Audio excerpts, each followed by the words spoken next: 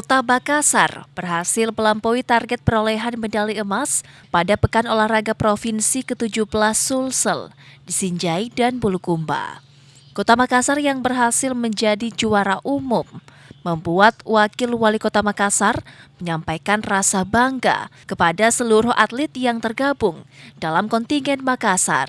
Pernyataan ini disampaikan saat berkunjung ke posko induk di Kabupaten Bulukumba. Menurut Fatmawati Rusdi, medali emas yang diperoleh di atas target yakni 167, sementara perolehan mencapai 176 emas, 80 perak, dan 100 perunggu. Alhamdulillah Kota Makassar luar biasa pencapaiannya ya, dari target dari POR sebelumnya di Pindrang kita mendapatkan 103 medali emas. Alhamdulillah per hari ini kita mendapatkan 176 medali emas, lalu perak 80, perunggu 100 ya. Dan ada beberapa cabur yang memang menjadi sedikit catatan melenceng dari target, tapi itu tidak jauh. Ya jelasnya luar biasa pencapaian atlet Kota Makassar ya.